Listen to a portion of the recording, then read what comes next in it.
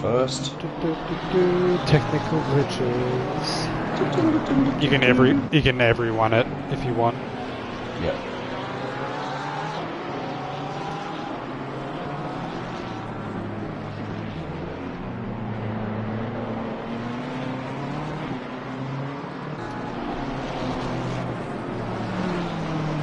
Is that at everyone?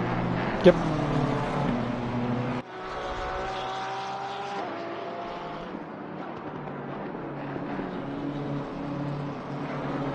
Thinking about it. Yep, done. Thank you very kindly.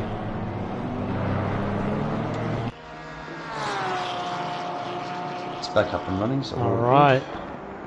Got some people rolling back in. We're back. Sorry about that, fellas.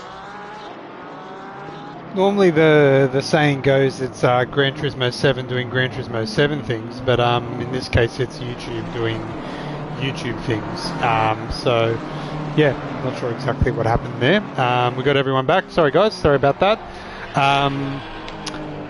But we have some spicy news actually. Spicy news while that was all happening. So Snoopy over here, eagle-eyed Snoopy, had noticed that we had 17 drivers start this race, but now we have 16 on the track. So Snoopy was wondering, well, what had happened? Because he doesn't know these drivers very well, because he's a retired racer and has barely any time to race anymore, he started doing some digging. We have actually lost M. Mantinho. So whether there was an accident or whether there was something Maybe a disconnection. Maybe a disconnection? So the luxury that he has, if he is a disconnect, he has the ability to load back into the race. He will have to serve a minute cooldown, but he can get back out and keep going if it was a disconnect. I have a theory about where he has gone to, which I have sent to you as a text. So, yes. So we will see if he returns, but I doubt that very much. We'll carry on with the 16 drivers that we do have. Sorry guys about the live stream dropping there. Just sent to YouTube. YouTube completely stopped, but thank you for making your way back through. And as a collective punishment for the community, we will all have to like the stream again, please. So, so that would help us a lot if you could. All right, let's do a bit of a recap. We're about halfway through the race. I haven't seen anyone go in. Well, sorry, we're just under halfway through. Got a slow car at the back here. Never mind, he's carried on. So, coming up to almost halfway through, about 25 minutes into the race. Jay Gordon leading the race, lap 11, 8 seconds between himself and second place O Woods, so seems to be just focusing on doing some nice clean laps there. Excuse me, Overpeak has done a great job to pull himself up into P3. Jay Hawk, our lead development series driver for this race, is in P4 outright. Nando in P5, who started this race strong, looks like he got a bit of damage based on the aero of his car and has dropped back into P5. Sargent has made his way up into P6 and it's looking like he will eat up Nando any time now. Garcia, who's having a really strong start to the race and was just the unfortunate bystander in an incident that had nothing to do with him, has dropped down to P7. E-Chan, who's our second development series driver outright on the track, is in P8 as we see Seaborn again, which is really unfortunate. That's his second one there, so we'll have to pop into the pits over the next 3 laps to serve that again. We have our Polish friend in P9. K. Reed, who started at the back in 17th, has made his way up into 10th. C. Ford is running in P11. M. Juice is in P12. Corbino, who's just been really unfortunate to cop damage, not by his own doing, and also cop a drive-through penalty as well, is sitting in P13. M. Brown, P14. Jay Ballack in P15, but it looks like they've actually swapped positions there, so you can invert those positions for those 2 drivers there. And then as mentioned, Seaborn, there's a drive-through penalty there, who will be working at the back of the race there. Yeah, Seabourne's picked up a drive-through. So just for people watching who are unaware of how the drive-through or the track limits work, you get 3 warnings. So if you run off the track, it'll tell you you've invalidated, and it'll either tell you you have made no gain from it, or it'll penalise you for making a time gain on the cut. So if you do find yourself running wide, the best method is to get off the throttle as soon as possible and make up no time. If you do make up time, you get a warning. So you get 3 warnings. On your 4th warning, you're getting a drive-through. And nothing is better than doing your first lap of a race and getting a warning, because then you have to carry that for the entire race. Yeah. It's just so painful. It's like, oh yeah, just keep it on the track and you get a track cut. Yeah. And some tracks, it kind of tends to be like the case where, you know, the track limits are very hard, and the car doesn't want to push out wide, because you get them running wide as well. So if you run too wide and you're carrying speed, it sees it as an advantage. So you'll cop a warning for that. So I've seen it happen, and I've been victim to it as well, getting 2 in one lap. It's really unfortunate if that does happen for those drivers. Let's get through here. I'm going to go back to the heli cam because I thought that was a bit of fun. I've just mentioned that HN running second in class. This driver has surprised me in the last 2 races. Even the last 3 races, even the race that we had all the incidents, he was performing quite well till he had a few incidents, which he was ticketed for. But he, in the last 2 races, has been performing so well. At the start of the season, I really thought this was going to be a driver that we're going to have to mentor and correct their path, but I think he was just had a bit of a bumpy start, got himself into the carnage, but seems to be making amends for it now, just keeping it clean and doing a great job. Yep. Looks like Seabourne has said that's enough for me for tonight, Jets. Two drive-through penalties are too many, so he's parked that in the pits there, very rightfully so. Looks like he'll be calling that a day, so very unlikely that we'll see him back out on the track later tonight. Yeah, it is a tough track. It's a lot of people actually really like it. I can see the appeal of it. I don't like driving it myself, to be honest. I haven't driven it. I was keen to do it this season, and also in the 2-hour enduro that we did a few seasons back, but haven't had the opportunity to really get into it, and it's probably for the best, because I imagine I wouldn't like the penalties on this track either. That's right, we did do a enduro here. I think we did a driver swap enduro here as well. Oh, was it driver swap too? Oh, there you go. I believe so, yeah. I think it was. Pretty sure it was. Where I had my ringing mate Owens come in and... Yeah.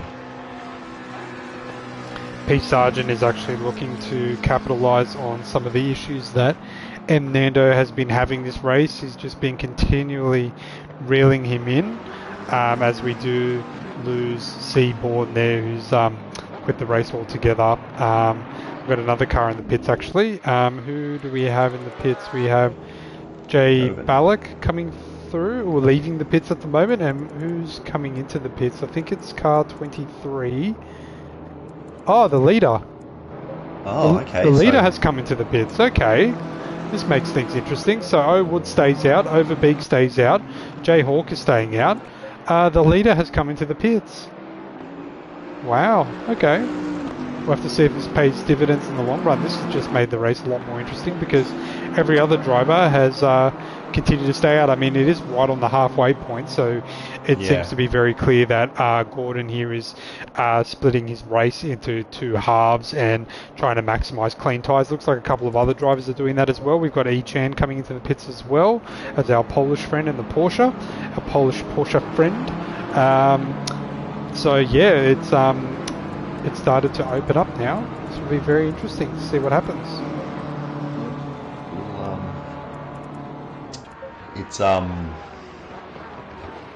It's probably not the strategy I would have went for. In fact, we had an end of season enduro race. Jay Gordon, who I consider to be pretty much my rival on the track. We're similarly paced. we always seem to be together on the track. And the only reason I beat him in the enduro race was specifically pit stops.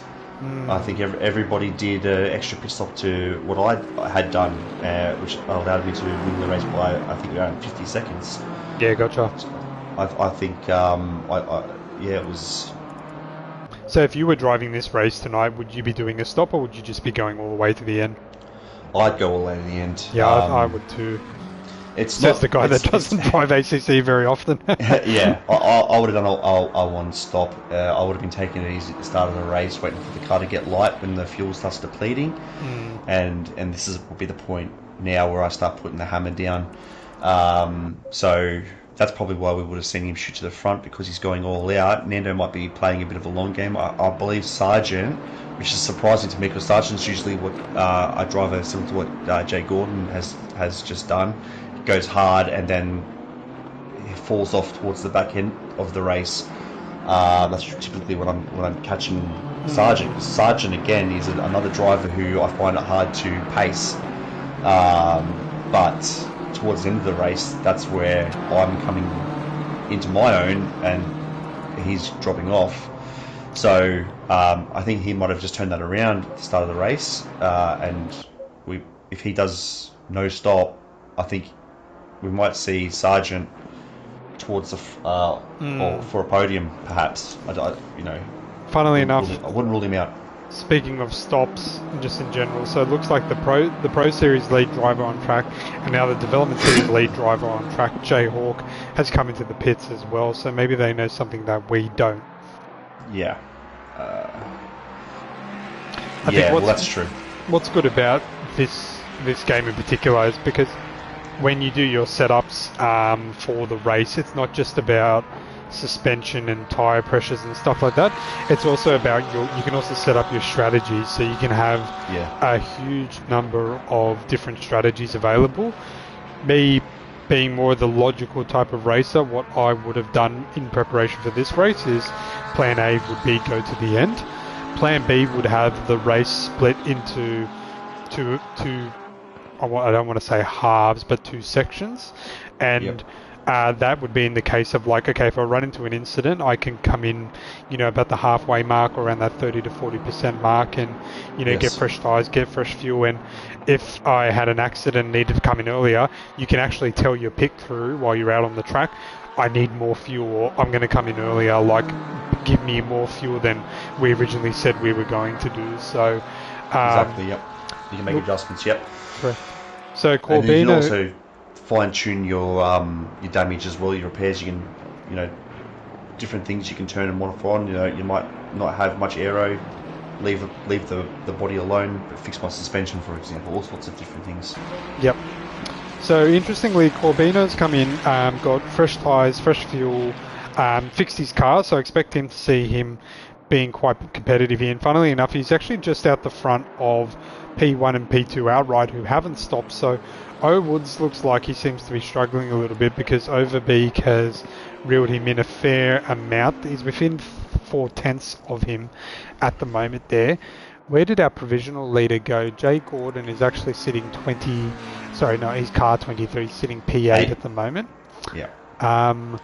We've just had another car go into the pits and then leave entire... Oh no, they're still here. Correction, they've come into the pits. It's actually Nando. Nando's come in to fix the car and get some fresh fuel and tyres. Yes. Drive through for Joven. He just picked that up. That would be for track limits. Did C4 also get a drive through earlier in the race, or was that no, that was Seaborn. Seaborn, yeah, okay. Who's also left the race? Okay. Yep. So C4 is one of our development drivers who I've been watching as well. This is a driver who started out a couple of seasons ago, was a back of the pack runner, and as you can see now, that is not the case. Yep, he'll have Jay Gordon coming up behind him fairly soon, so I imagine he wouldn't hold him up too much. So see cars 142, and I believe that's Nando behind him, so Jayhawk had stopped, as we saw earlier. It looks like Nando has stopped as well and fixed the damage from earlier too. Be interesting to see if Wood still stays out or whether he comes into the pits, because he technically does have front end damage from causing that accident at the start of the race with Corbino and Nando. But Overbeek seems to be benefiting from the fact that he hasn't been involved in any carnage just yet. So yeah, we'll see if he's able to make a move here. We may just ride on board the helicam. Just look at the difference in terms of just being able to stop and pull up the car there. It's really impressive to see how much impact the damage has on the aero of the cars. Yeah, this Ferrari's going to eat him alive.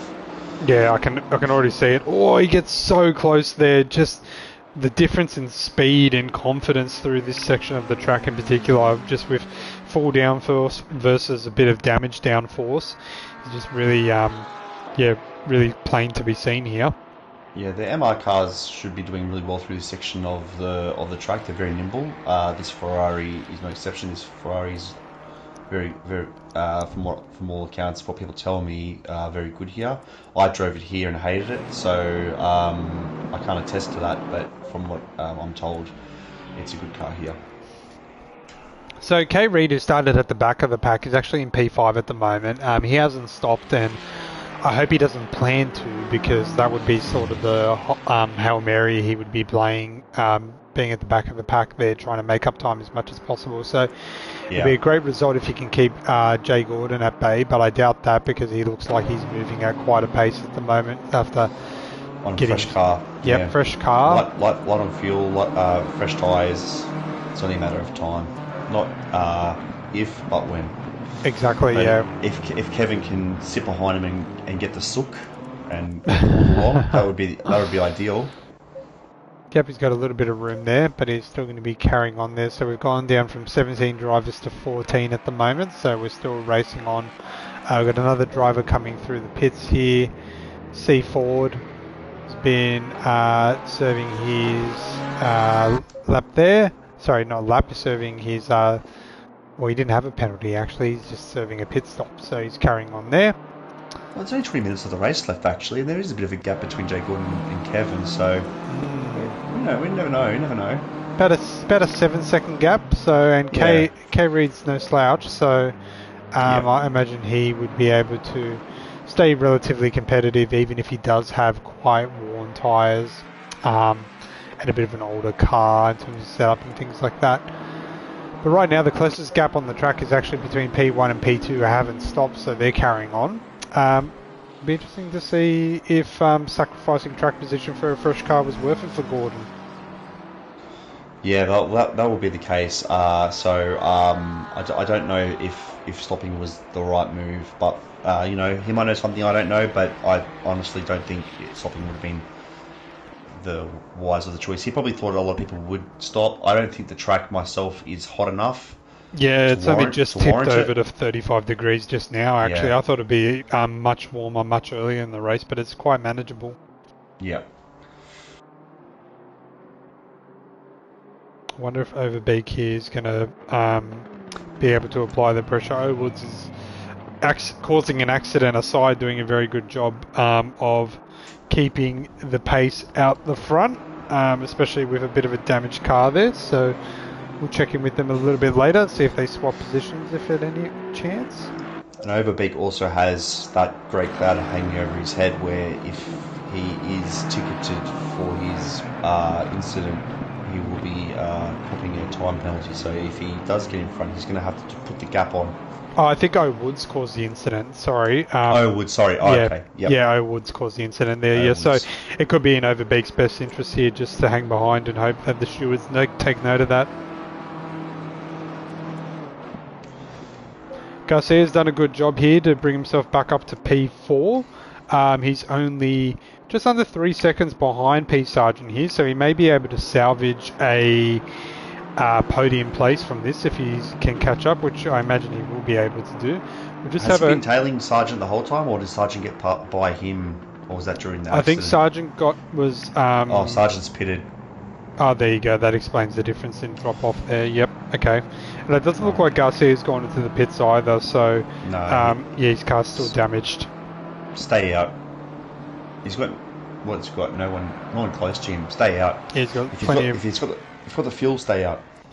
K. Reed here, actually coming into the second last corner as Sargent stops. K. Reed is coming around the final corner. And that gap, oh my gosh, that gap between Gordon and Reed was 7 seconds like a lap ago.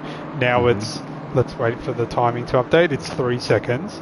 So Gordon is flying at the moment, but K. Reed has now, it hasn't updated yet because Sargent hasn't crossed the timing line there, but K. Reed is P4, which will eventually become P5, I would say, because Gordon looks more than likely going to be able to pass him there. So great drive from K. Reed so far. But Overbeek and Woods are very, very close here down the back straight. There could be a move on here into the final, into the little hairpin at the end of this straight. We'll just watch and see. Shows the nose, shows the intention there. Probably a little bit too friendly with that attacking move there from Overbeek, but does enough to rattle Woods a little bit there, makes him go wide on the exit there. But yeah, probably could have been a little bit more assertive there, Overbeek. Maybe he's just feeling the waters to see what he can do later in the race. But it seems to be rattling Woods already. He runs wide again there on the exit. Yeah. Overbeek's playing this really smart. He's learning the car in front of him. He's learning his opponent's strengths and weaknesses.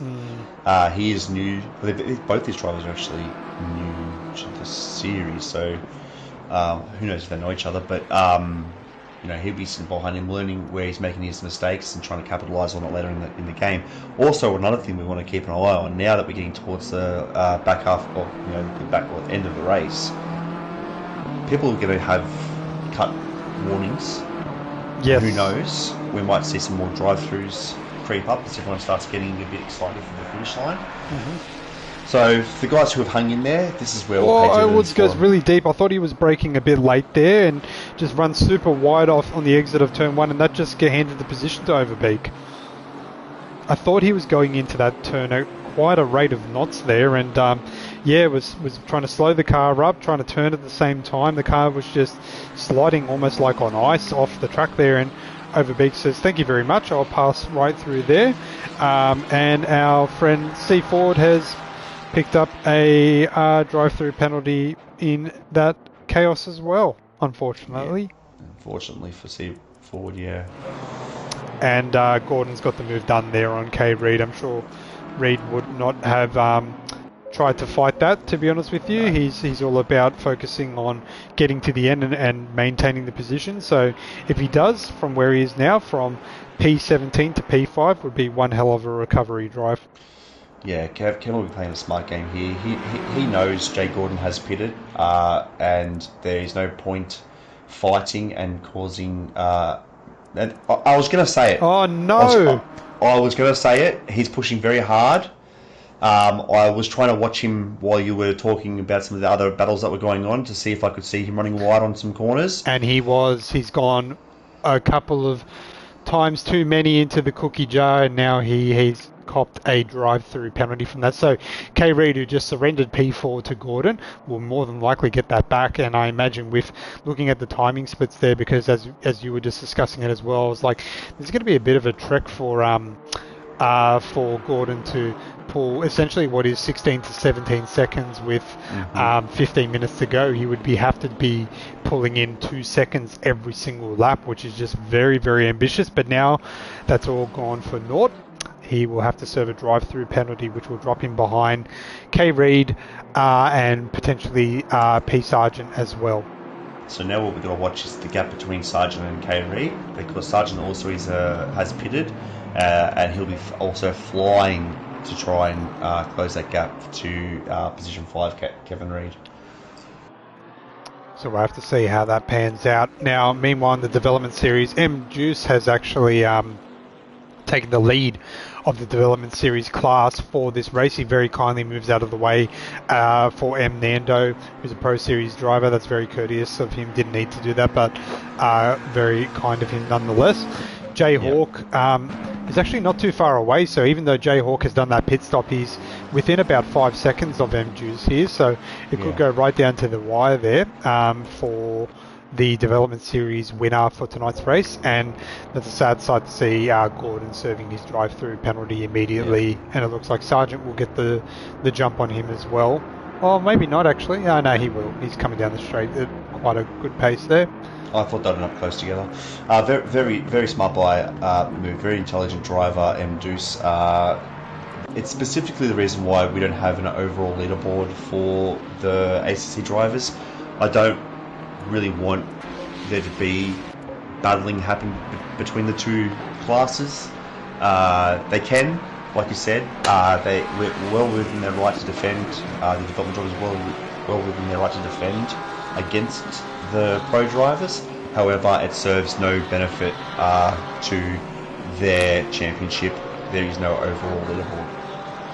Yeah, exactly right. And I remember, I believe it was MJuice, like the first race he participated in. He was in an Aston from memory, if I observed correctly, and pretty green to the sport. Was really struggling to find his feet and things like that, but it's really just, taken it in his stride and just kept on showing up, kept on learning, kept on trying, and seems to be benefiting there as he lets Jay Hawk through there. Seems like he's still in that realm of trying to learn and, make the best learning opportunities out of every race there, but he's come a long way. And also indicating to let him know to go past as well. You can see Jay Hawk flashing the hazards as a bit of a thank you there. So nice, clear communication and sportsmanship between the drivers there.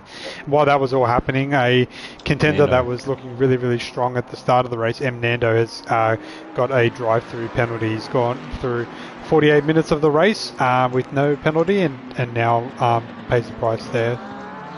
So it might not be the last one, but we'll see what happens. Dave Corbino has also climbed up as well. He's back into 11th place after he's interesting. Also, did he have a drive-through as well? He did. And he's got nothing but daylights of track ahead of him there, so you're carrying on there. Kev is still doing a wonderful job here in P4. Just needs to get his car to the end here to avoid running into P. Sargent, who seems to be about 14 to 15 seconds behind there. Gordon might get Sargent. We'll just have to see how that pans out as Nando serves his penalty at the moment.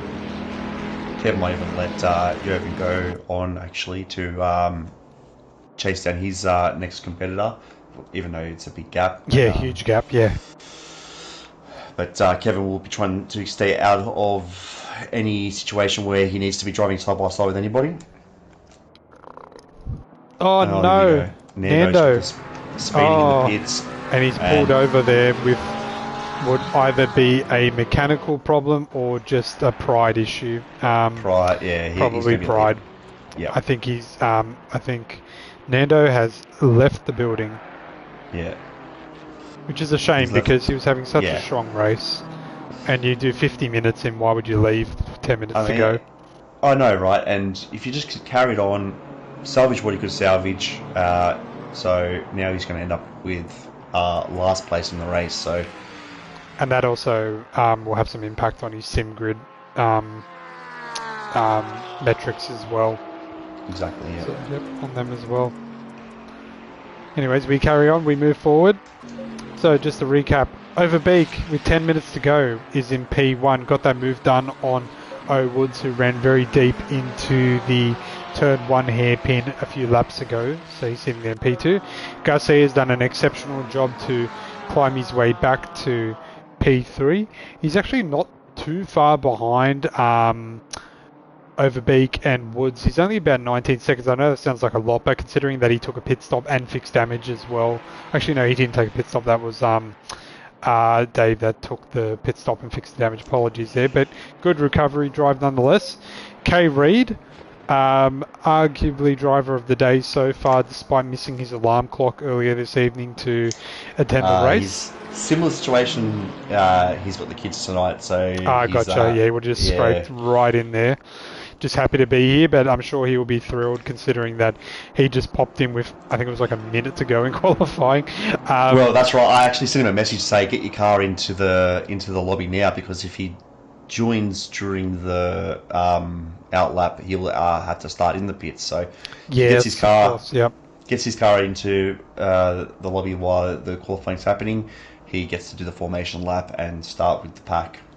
Very good. So he's holding on to P4 there. Sargent is in P5 at the moment. He had about a 6-second gap to Gordon in P6, who just served the drive-through penalty. So that 7-second gap's come down to 3.5 or so. So Sargent's got a bit of work to do to hold on to P5 if he wants to cement a top 5 position there. Jayhawk leading the development series category, followed by M Juice. E Chan's not too far behind. He did stop and as well behind Jayhawk, so it'd be interesting to see if M Juice does let Chan through or whether he holds on to it. Corbino, unfortunate victim of an incident that was outside of his control, stopped to get fresh tyres, a bit of fuel, repaired the car, and is now sitting in the top 10, so well done to Dave for hanging on there and powering on through. C Ford in P11, Jay Bauerlach in P12, Polish Porsche Friend in P13, and M Brown in P14. Despite being 3 laps down, still carrying on, so props to him for still pushing on through there. So I think we're going to see a battle between Gordon and Sargent towards probably in the next couple of laps, actually. Yeah, absolutely. I think Kevin will be safe where he is. Maybe Woods can find some pace and last-ditch effort at the end of the race to try and get that first place back. Garcia sitting a bit far back. He's by himself, so he's comfortable on a podium if he just keeps it together. Sargent is like a victim there to the same thing that happened to O Woods. Yeah, just the tyres are getting probably a bit too hot, a bit too worn out, and just not pulling up the car as much as you expect it to compared to Gordon's Mustang with the fresh tyres. Well, Sargent stopped as well, don't forget. So Sargent he did too, yeah. Yeah. It's only the fact that Gordon's had to do a drive-through. Gotcha, yep. Yeah, so Sargent should really be on a good set of tyres. I think just the pressure of Gordon, who, like I was saying earlier, this is Matt Denny's teammate. This is the young driver I was telling you about. He's just got sim racing ahead of him. Just going to be he's going to be super quick. By the time he's mid-20s or our age, he's going to be unstoppable. Look forward to seeing where he goes in the following races there. Overbeek still hanging on there. The gap is still about a second though, so O Woods will be looking to take this to the very, very end there, but it's going to be hard where the car's so tired and lazy after such a long race there. Yeah. They will carry on. It looks like K Reed's got enough of a gap from Gordon to hold on to that there. Looks like M Juice has left through E Chan. But irrespective, M Juice will still finish on the podium for the development series drivers. Well done there. And let's see if there's anything else that's looking like a close little gaggle there. They're all kind of spread out a bit now, haven't they? Yeah, they are, yeah. It was very tight at the start of the race, very exciting at the start. It's kind of settled down a bit at the moment. I mean, there's some cars together with M Juice and stuff like that, and also, what's the 120, car 120, 142, but they're all kind of lapped cars in the mix of non-lap cars, so there's not really a whole lot they can do there aside from, just move out of the way at the earliest possible opportunity. I just said the Porsche was the best car in the game, and they're bottom 2 cars. Yeah, like I said, they're very tough. Very tough to these drive. guys for giving them a go. To drive them competitively, they're very, very loose. They don't like micro adjustments in mid-corner. You've got to be committed to the corner. If you make a micro adjustment, it'll throw off the track. So it's very tough. Maybe we'll see more of that in the future. More people giving it a go. Seems to be that risk versus reward factor there. Now we're still, as Overbeek runs wide there, you got to be careful at this stage of the race. You would hate to get a drive-through penalty, but at this stage of the race, to hand the victory to your competitor behind you there. But Woods would have just seen that happen in front of him and think, oh, maybe Overbeek's tired or tyres are worn out, and there's an opportunity brewing for me here. So we'll keep an eye on it. This battle's not over yet. Could easily swing one or two ways in a very short period of time, so keep an eye on that. Gordon is 12 seconds behind Kev in P4, K Reed. Doubt he'll be able to pull 12 seconds in 3 laps, but he's been moving at quite a pace at the moment, so he could do something magical. We'll just have to wait and see. Yeah, you can also notice that the cars, I don't know if you're on the helicopter view, but I don't know if you can tell from that distance, but the cars are getting covered in grime, and that's Josh Gordon, just FYI. Josh Gordon. You keep calling him Jeff. You're thinking of the NASCAR driver. Let's have a look at the cars if we can. Can't see them from that view there, but can right on board. Such a steep incline there into turn 1. Very tricky track, I imagine this would be in ACC. As you see, his fastest lap there is a 2:07.112. It's almost like a really good qualifying lap there, so good on him for having a point for the fastest lap there. Still not quite over here with Overbeek and Woods. But close the gap up a bit, yeah. I imagine, based on the time and where they are on the track at the moment, this is the second last lap. So as Overbeek will cross the line here, he will start his final lap. Because if it's roughly about a 2:07, 2:08, and there's only 2 minutes to go, this will be the final lap of the race.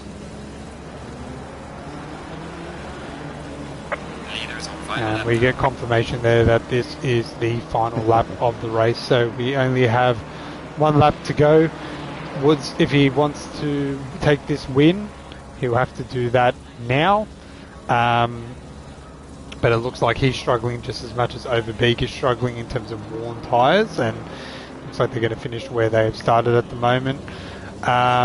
Garcia here, he looks like he's pretty comfy there in P3. He's probably got about a 20-second gap between himself and Kev in P4.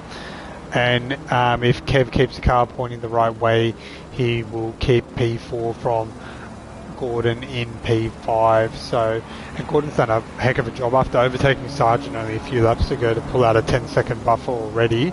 He's definitely got the speed there. So yeah, good on him for the recovery. It was just a shame that the strategy and the drive-through didn't work out for him. Yeah, that's right. This is the point now where we don't want to see anybody getting any drive-throughs. Yeah, for sure. Yep. Dave Corbina is actually not too far behind the Development Series driver M Juice, and knowing how M Juice offered to let other drivers through previously, I'm sure he'll let Dave through there, which he does so. So Dave's up to P9, great recovery drive from him there. Overbeek seems to be still hanging on here from Woods in the Ferrari. So Overbeek in the Ferrari against Woods in the BMW. Don't want to see any ambitious or crazy moves here right at the end after 60 minutes of racing. Just want to make sure that we all get to the end there. But props to both these drivers within a second of each other for the last, 15-20 minutes of this race. So good on them for keeping it clean, keeping it competitive as they round one of the final sweeping corners there into this very sharp left-hander as they approach the final corner of the track, which I'm sure they'll be happy to see the back end of this track, not for another couple of seasons at least. But congratulations, P1 to Overbeek in the Ferrari 296 GT3 comes across the line there ahead of O Woods in the BMW GT3. Great debut, except for potentially an incident that he was involved with very early on in the race, which the stewards I'm sure will be looking at. Garcia, good recovery drive there, got caught in the crossfire of that accident, was looking quite strong there to be actually a winner of this race, but to pull up in P3 is not a bad result as well, and we'll get the timing chart there to see exactly how far behind he was from them. He's probably about, just about 30 seconds there, so good job there. I think driver of the day goes with our question here is to K Reed. Started 17th, came as a late blow-in from qualifying. Started at the back of the grid, just drove a nice clean race, didn't run into any cars, didn't pit, focused on just pumping out those laps and finished P4, so well done there to K Reed. With Gordon, zero practice, mind you. Yeah, zero practice, awesome. Gordon will be wondering what could have been if he didn't stop or get that drive-through, finishing the top 5 anyways. So well done to him there. Sargent in P6, good job. Picked up a couple of places just by keeping it clean and also playing it safe with the strategy from a pit stop point of view. Jayhawk, the lead development series driver, coming around the final corner here to take the division series honour for that category of drivers. So congratulations to Jayhawk. E Chan will be coming through behind him in second for the development series drivers there, so well done. And then the last of the running Pro Series drivers will be Dave Corbino, who was unfortunately caught in the crossfire there, that incident. Picked his head up even after a penalty or so, carried on and finished the race within the top 10, so well done to you there, Dave. And props go to M Juice, another development series driver, one that came to APRL fairly green to the sport, and he actually finishes on the podium of the development series drivers there. He comes around the final corner and also was very respectful and sportsmanlike with faster cars around him, so congrats to him as well. Then that just leaves C Ford in 11th, Jay Ballack in 12th, our Polish friend in the Porsche in P13, and M Brown in 14th, with a did not finish for Nando, Seaborn and Montigno, who all dropped out of the race. And that is the ACC action for you this week for our feature race. Thanks guys for popping in. Thanks guys for showing up on a Thursday night in particular. I know we normally do these on a Sunday, but it's always fun to do these live and as they're happening. So really appreciate it. For anyone that's more of a Gran Turismo driver that wants to give ACC a go, just reach out to one of the admin or the moderators in the chat. We can help get you set up and we can help guide you. That way you're not just walking into a new game with no experience or guide or support. We've done this many of times and helped many of drivers make that transition between the two sims, and once you spend a little bit of time on it and really practice, you reap the rewards, and it's quite rewarding once you do that. Yeah, a good opportunity is at the end of season endurance race, just coming along. There's no pressure to perform well. We just did one in the off-season. None of the GT7 drivers actually finished the race, which is disappointing. If they had just hung in there and continued on, they would have had a result. None of them actually finished the race, and Raz ended up winning in class by default, even though he also didn't finish the race. But so, that just goes to show, anything can happen during the race. There's so many things that you have to take into account in ACC that it can swing. The pendulum swings. People make a mistake.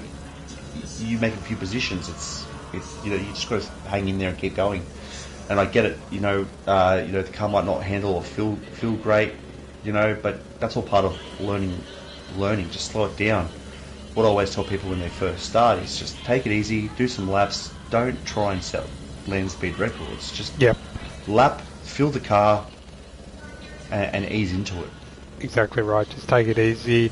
It's a game where it really is more beneficial for you to learn it at a gentle pace rather than try to be on throttle all the time. And you eventually get and pick it up more and more as you get more practice with it. So the biggest difference is really when GT7 you go out and you do 30 seconds on the track and you're getting grip. These cars, depending on your setup, can take a lap and a half, 2 laps to get the right temperatures in the car where it starts to hold the track and you start feeling like it's actually holding the road. And before that, it will feel like a slug. So exactly. It does take time for them to warm up and bed in. And the track condition also takes that into account as well. Like, we just raced on an optimal track. It's not always optimal. No. The more, and in this weather conditions, the more cars on the track, the better it is, because the track's getting rubbered in. That also, things like that aren't taken into account in Gran Turismo. So yeah, exactly. Yeah. All right, gentlemen, that's it for this evening. Thank you again for popping by. Thanks for your comments and your participation in the race as well. Thanks for sticking it through to the end. Thank you, Anthony, as always, for another great feature race live stream. And yeah, really appreciate you guys. Appreciate all the support and showing up to every race as you do. And yeah, we look forward to the next couple of rounds as we round out season 10. But until then, have a good evening, and we will see you in the next one. thanks, gentlemen.